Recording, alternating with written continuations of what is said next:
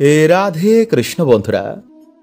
বন্ধুরা, আমাদের হিন্দু শাস্ত্র অনুসারে বছরে 3টি মাসকে সর্বশ্রেষ্ঠ মানা হয়, আর তার মধ্যে সর্বোত্তম হচ্ছে এই কার্তিক মাস, যাকে দামোদর মাস বলা হয়। কারণ এই মাসে সকল করা কর্ম 1000 গুণ বেশি প্রাপ্ত হয়। মানে এই মাসে আপনি যা দান পুণ্য করবেন তার 1000 গুণ বেশি আপনারা ফল পাবেন। কারণ এই মাসকে স্বয়ং ভগবান শ্রীকৃষ্ণ ও ভগবান বিষ্ণুকে অর্পণ করা হয়, তাই এই মাসকে হরি মাসও বলা হয়। মানা হয় দামোদর মাসে আমাদের সামান্য কিছু কার্যে সারা বছরের পুণ্য এবং সৌভাগ্য প্রাপ্ত হয়, এবং কিছু সামান্য ভুলেও কিন্তু আমরা অজান্তে বাড়িতে অশান্তি, দুর্ভাগ্য, রোগ ব্যাধি এবং বাধা বিঘ্ন ডেকে আনি। তাই আজকের এই ভিডিওতে বন্ধুরা আপনাদের জানাবো যে এই দামোদর মাস কবে থেকে শুরু হচ্ছে এবং কত দিন থাকবে। এই মাসে আপনারা কি করবেন, কি করবেন না, কি খাবেন, কি খাবেন না, এই মাসে কোন ফুল আপনারা পেলে একদমই হাতছাড়া করবেন না, এই মাসে দীপ দানের নিয়ম। এছাড়া এই মাসে যদি আপনাদের ওপর স্বয়ং ভগবানের কৃপা হয় তো কোন সংকেতগুলো কিন্তু আপনারা অবশ্যই পাবেন। তাই পুরো ভিডিওটি দেখতে কিন্তু বন্ধুরা একদম ভুলবেন না। বন্ধুরা, 2025 সালে চন্দ্রপঞ্জিকা অনুসারে কার্তিক দামোদর মাস শুরু হয়েছে 7ই অক্টোবর মঙ্গলবার মানে পূর্ণিমা থেকে আগামী 5ই নভেম্বর বুধবার কার্তিক পূর্ণিমা অবধি এই দামোদর মাস থাকছে। তবে অনেকেই বন্ধুরা এই ব্রত একাদশী থেকে শুরু করে একাদশী অবধি পালন করেন। তাই চলুন বন্ধুরা, এবার আমরা জানি যে ভগবানের দেওয়াই কার্তিক মাসে কিছু বিশেষ সংকেত। রাধে কৃষ্ণ বন্ধুরা। বন্ধুরা, যখন আমরা পুজো অর্চনা করি বা ভগবানের ধ্যান জপ সাধনা বা যে কোনো ধরনের ব্রতই রাখি না কেন, আমাদের মনে কিন্তু একটি প্রশ্ন ওঠে যে ভগবান কি আমাদের প্রার্থনা শুনলেন? তিনি কি আমাদের মনের বাসনা পূর্ণ করবেন?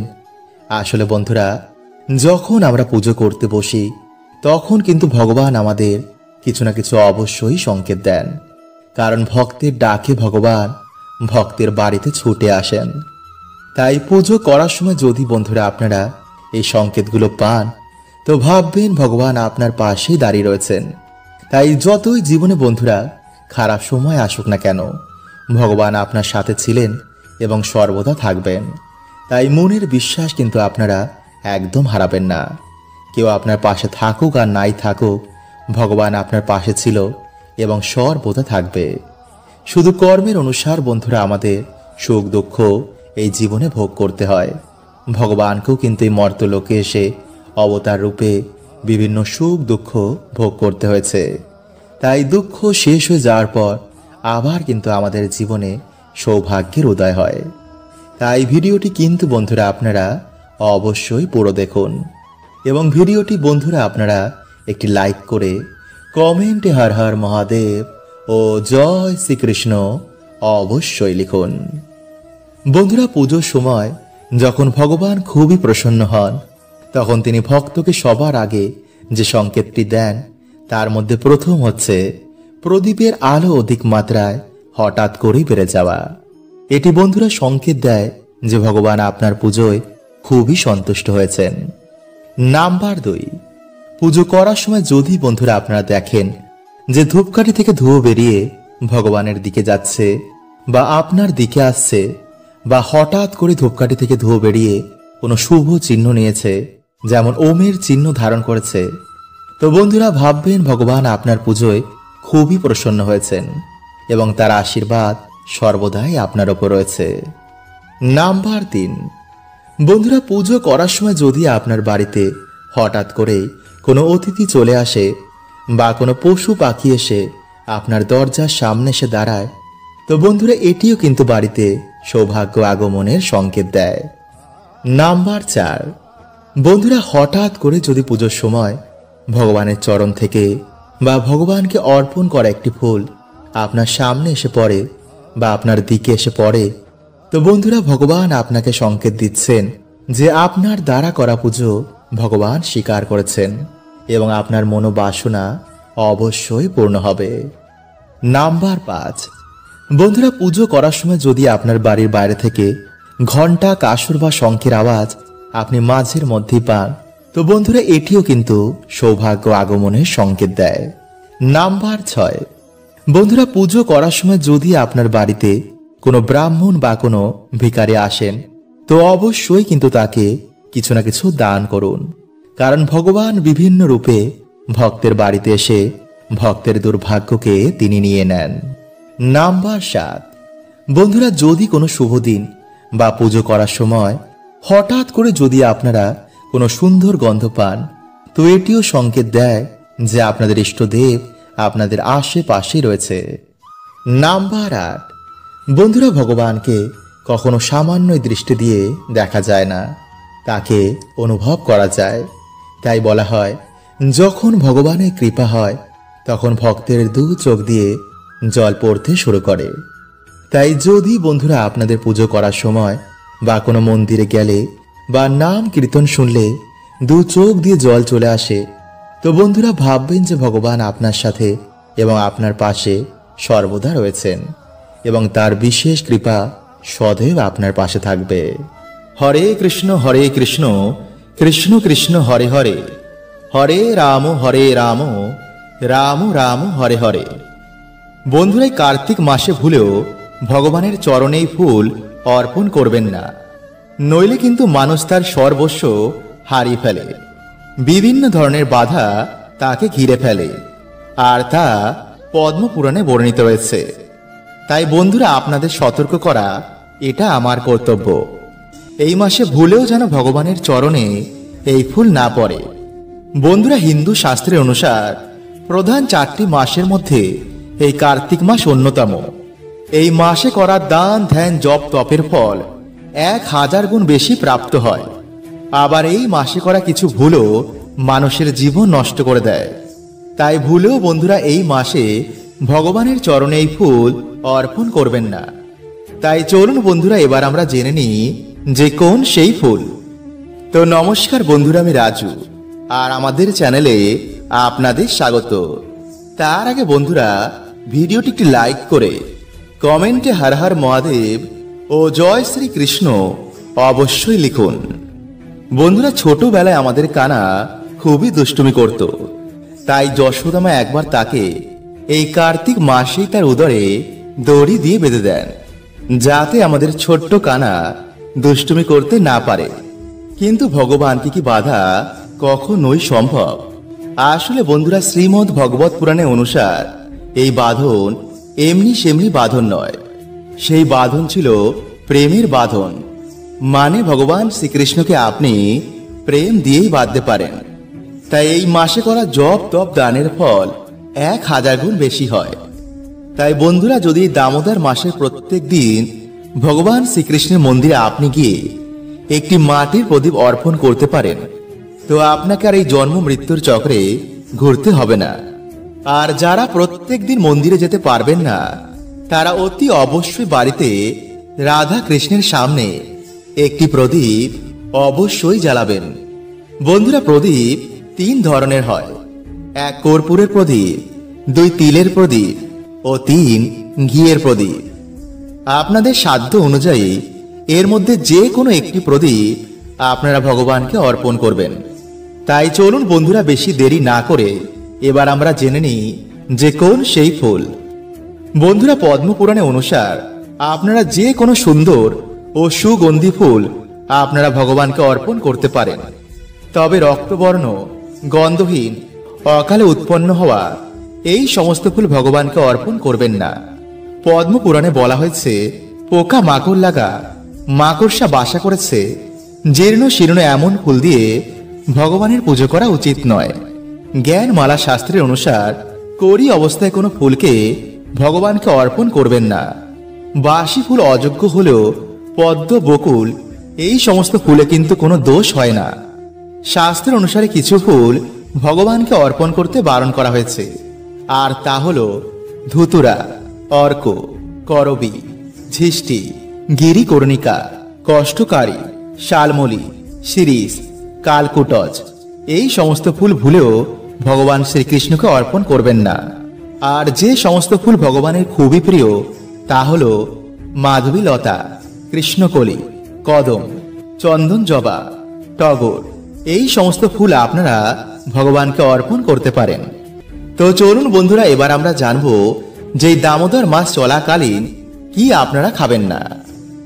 আর সে খাবারগুলি হলো বন্ধুরা সিম, বরবটি, নালিতা, গাজর, মূলো, সজনে, পটল, বেগুন, কলমি শাক, ছোলার ডাল, মাসকলাই, মুসুর, তিল, সরিষা, মধু, সেদ্ধ চালের অন্ন, মাছ, মাংস, ডিম, আচার ও মাদক দ্রব্য।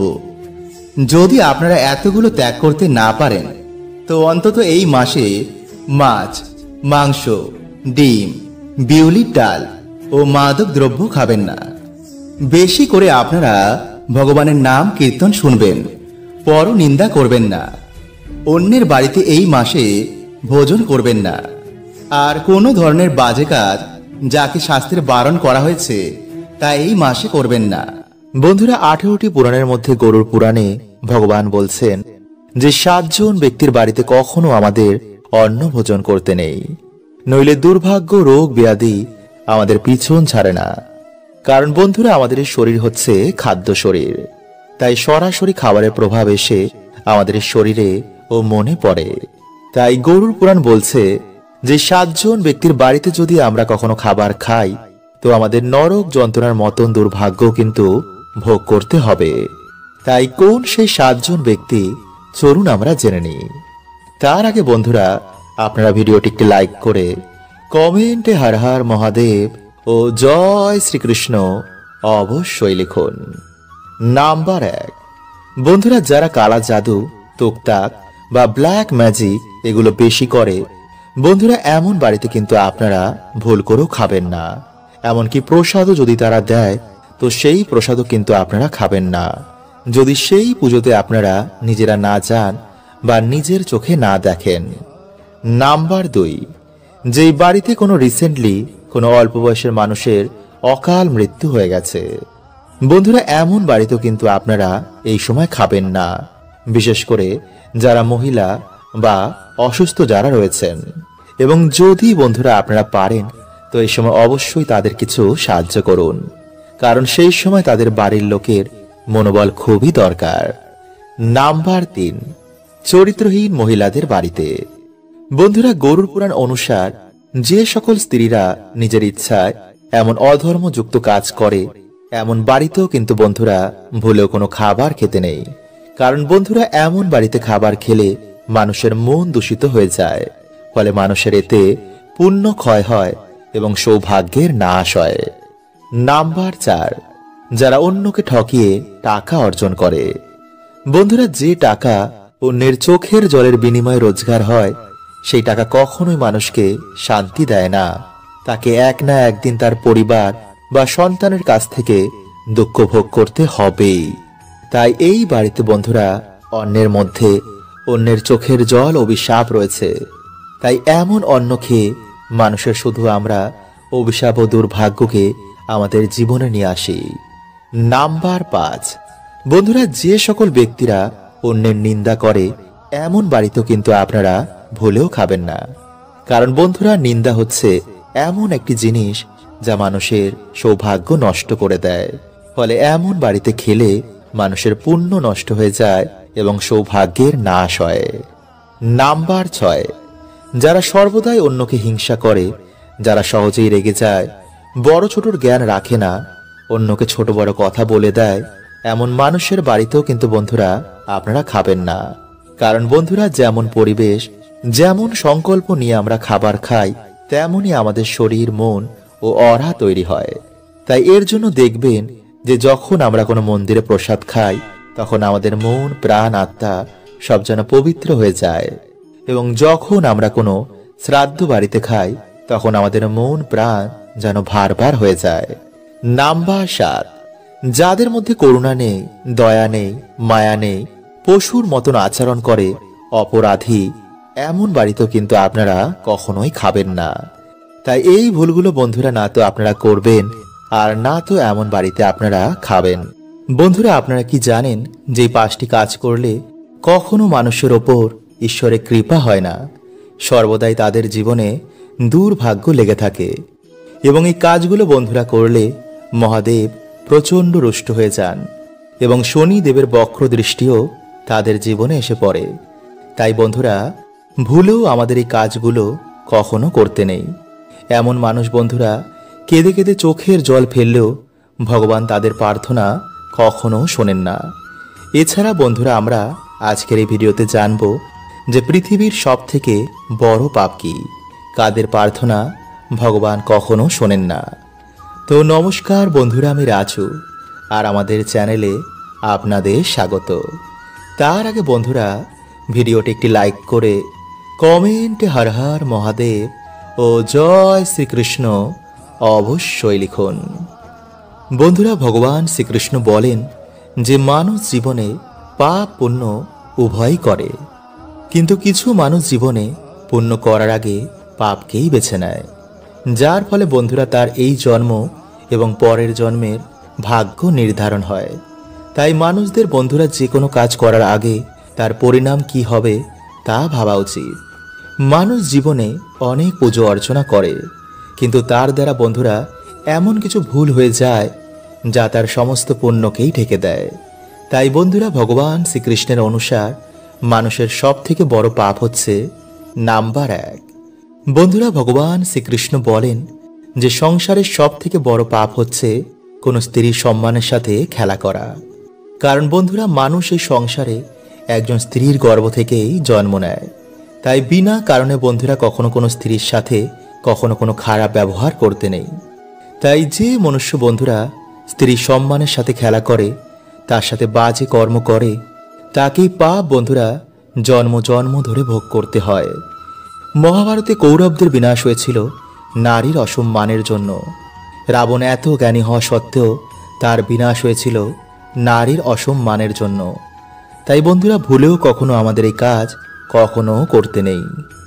নাম্বার 2, বন্ধুরা যে স্ত্রী বা পুরুষেরা নিজের জীবন সঙ্গীকে ঠকিয়ে অন্য কারোর সাথে সম্বন্ধ রাখে, কাউকে মিথ্যা বদনামে ফাঁসায়, স্বামী বা স্ত্রীর গায়ে হাত তোলে, পয়সা কম থাকার জন্য যে স্বামীকে সম্মান করে না, যে স্বামী স্ত্রী বা কন্যা সন্তানের দায়িত্ব পালন করে না, যে মাতাপিতারা গর্ভেই কন্যা সন্তানদের হত্যা করে ফেলে, বন্ধুরা এটি হচ্ছে মহা পাপের মধ্যে একটি।